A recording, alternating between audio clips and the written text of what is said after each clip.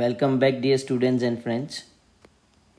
Here we are discussing chapter number 5, Morphology of Flowering Plants. We are here to discuss regarding the last part of this chapter, and that is regarding the families. Different plants that falls under the different families, but today we have to learn the two most important families with their characteristics. So let's start with the different families. Here today we have to discuss regarding the two families. The first one, it's called as Solanaceae family. This is a Solanaceae family. The next one, it's called as a Liliaceae family. So we will discuss these two families, Solanaceae family and the Liliaceae family. So Solanaceae family, it's commonly called as potato family. It's called as potato family. Whereas the Liliaceae family, it's called as lily family. Commonly we are calling it as lily family. Now we are going ahead with their habitat where this kind of a families can be usually found. So when you talk about the Solanaceae families are widely distributed in tropics, subtropics and the temperate regions. So they are usually found into a tropics, subtropics and the temperate region. Remember where these Solanaceae families are found. Whereas the Liliaceae family that found all over the world. So this is the characteristic or this is the habitat you can find of Solanaceae and Liliaceae respectively. Now regarding the plant type, if you see the Solanaceae family, it is mostly a herb, shrub and it's a small tree is present. But the Liliaceae family, it's a perennial herbs are present. So this is a kind of a plant type you can observe into a Solanaceae and the Liliaceae. Now regarding a stem, in a Solanaceae family, it is a herbaceous stem is present. Rarely you can find the woody stem, means dark brown color stem, it's going to be rarely found. Most of the time, the herbaceous green color stem is found. Usually the stem of Solanaceae family is aerial and the erect. Okay, it is cylindrical, branched, solid or hollow, hairy or the glabrous. So these are the characteristic of a stem of Solanaceae family you can find. Whereas in Liliaceae family, the stem is most of the time it is underground. It's found below the ground and it is found in the form of bulb, comb or the rhizomes. These are the usually thing what you can find in it. Okay. Now regarding the leaves, what kind of the leaves we can find in the Solanaceae? So alternate. We have studied regarding the definition of the alternate. Here the leaves that occurs alternatively. Okay. So this kind of a leaves arrangement is called as an alternate. Here most of the time the simple leaf is present. Sometime in few plants the compound leaf is present, and if it is a compound then it is a pinnate compound leaf is present, but this condition that occurs very rarely. Here stipules are absent, so you can say that it is ex-stipulate. Stipules are absent, so we are calling it as ex-stipulate. And reticulate venation is found because it's most of the plants they are falling under this, they are dicot plant, so the reticulate venation is observed.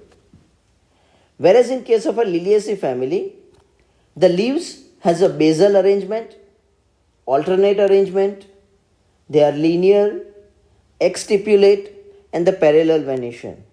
So the parallel venation is going to be observed because here they are including monocot plants, and you know that the monocot plant has parallel venation. So this is regarding the habitat, the plant type, stem and the leaves. Now let's discuss regarding the other characteristics. Okay. So see, what is the other characteristic we are going to be found? In the other characteristic, we find regarding their floral characteristic. So let's discuss regarding their floral characteristic.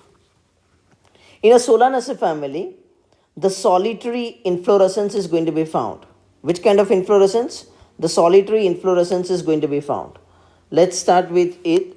What kind of it is present? Okay. So see, Here the flower is solitary, means mostly single kind of a flower is present. And the cymose type of a inflorescence is present. Axillary means here it occurs in the axil. Same type of an inflorescence or flower arrangement can be found in the Liliaceae family, solitary and the cymose. Here many times you can find the umbellate clusters, means umbrella like arrangements you can find.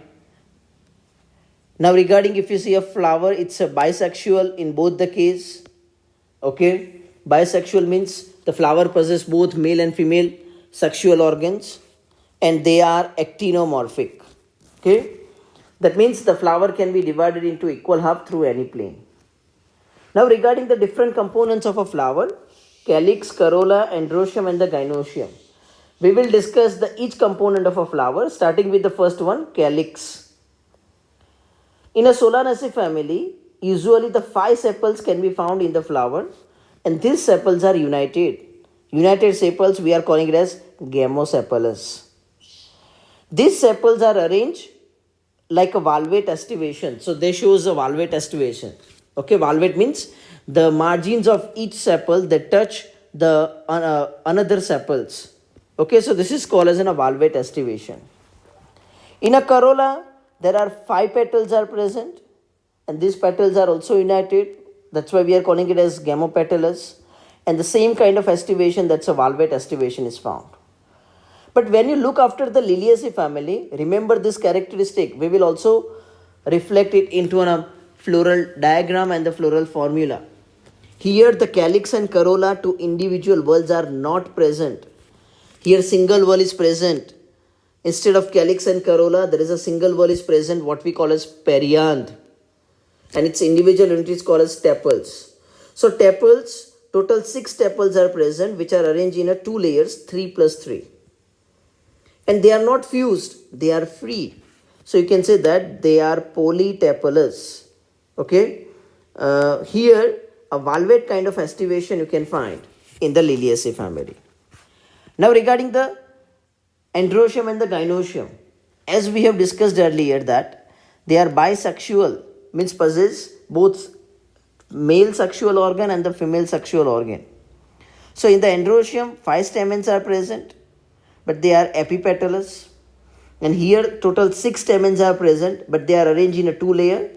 The first layer has a 3, the another layer has a 3. So this kind of arrangement you can find in it. Now regarding the gynoecium, in case of a Solanaceae family, bicarpellary syncarpous superior ovary is observed with 2 locules, means it is a bilocule. Whereas in Liliaceae family, it's a tricarpellary syncarpous superior ovary is found with 3 locules. So you can say it's a trilocular ovary. So these are the characteristics you can find: calyx, corolla, androecium and the gynoecium. Now let's move ahead with which kind of fruit you can find. In a Solanaceae family, the berry or the capsule type of a fruit can be found, whereas in Liliaceae, most of time it is a capsule. Rarely we can find the berry kind of a fruit. Now regarding the seed. So in the Solanaceae family, many seeds are present and they are non-endospermic. But in Liliaceae family, the endospermic seeds are present because the Liliaceae family is the monocot and the Solanaceae family is the dicot. This is the floral formula. You know the symbol of each one. First, it shows that it's actinomorphic. The second one, it shows that it is a bisexual. The third one, it says that it is K for calyx. 5 sepals are present and they are fused. C for corolla, that means 5 petals are present and they are also fused.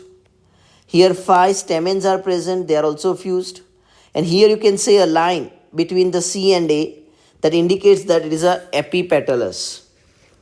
Here the G is above the ground, above the line, that means it's a superior ovary, bicarpellary, and the bracket indicates a syncarpous. So you can say that it's a bicarpellary syncarpous superior ovary. The same thing happens over here. Actinomorphic flower, the first sign. Second is indicates it's a bisexual flower. Here calyx and corolla, 2 separate units are not present. It's a perianth is present, which is arranged in a 2 layers, 3 plus 3. Androecium also has a 6 stamens, 3 arranged in a first layer, the other 3 are arranged in a second layer. And regarding the ovary, 3 means tricarpellary, bracket means syncarpus, and when it is present above the line, it's called as superior. So in short, tricarpellary, syncarpus, superior ovary is present over here in a Liliaceae family. The same thing has been shown in the form of a diagram, what we are calling as floral diagram. Here you can see actinomorphic, so this is showing a axis, actinomorphic. Next, bisexual means you have to assume that it contains a both male and female sexual organ. That means we will show both kind of organs over here.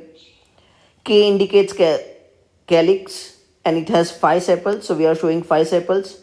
1, 2, 3, 4, 5. And in the description we have seen that it's a valvate estivation and they are attached. So see, this is showing a attachment.